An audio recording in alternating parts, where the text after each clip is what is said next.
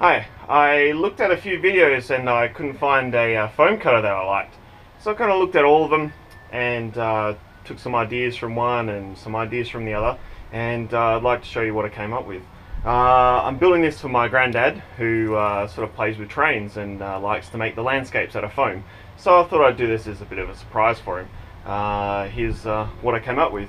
I had a bit of a help from a friend of mine who's quite good with electronics, and brought me to understanding a lot of the dynamics of how the power supply works and things like that. So I'll tell you what I know. So first of all, the main thing was getting a reach on the actual device that I built on the actual foam cutter itself. So because my intended purpose of it is to be able to get in quite far.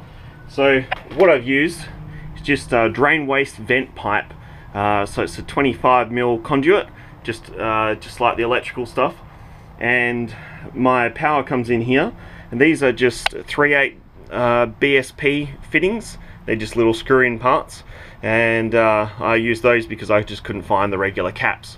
So I've come in here, used just a T-piece, and brought this along here, another little screw-in cap on the end there, and all the power feeds back up to here, and I used just an automotive switch. Now the idea was originally to put a push button switch on, but you know, some people don't want to hold it on, so I just used a little flick on switch. It's also turns it into a handle. As you can see, it's makes it quite maneuverable.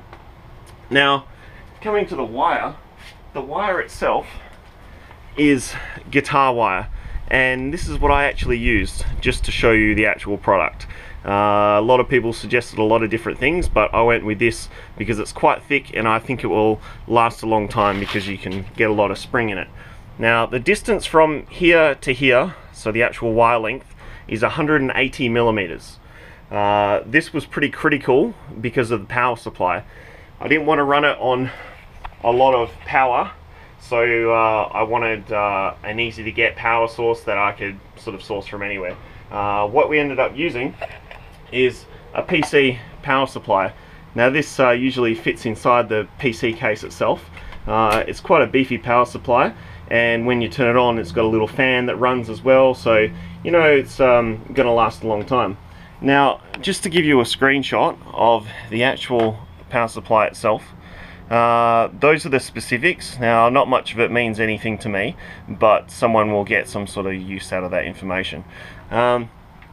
There is a couple of wires you have to bridge, which the computer does when it operates, to make the actual power supply work. So I just rigged up a little switch with a on and off. You could put a light on it or something like that. So the basic operation will be pretty modular. You just use the standard PC cable like that, like a kettle cord they call it, and straight into 240. Little box. As you can see, I've painted it black as well just to make it look a bit more nicer. I'll probably spray this with something, or just clean it off so it's nice and white. So what I'll do is I'll switch it on and I'll do a bit of a demonstration.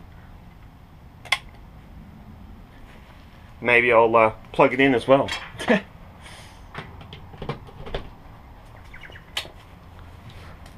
Alright, you can see the fan.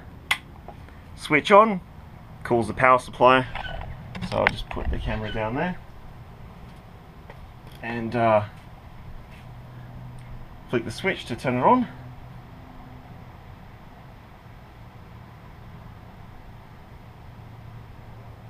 You can see it moves pretty effortlessly through it with a fair degree of accuracy.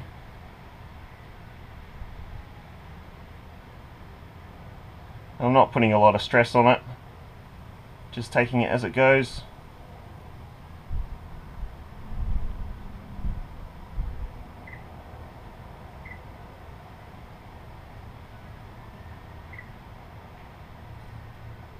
I'm not very good at cutting with it anyway. So when I'm finished, I just switch it off, and out punches a flower. That's quite nice, isn't it? Well, there you go. You can actually see as well how clean it cuts on the inside of there if the camera's going to pick it up. Now this is just compressed foam.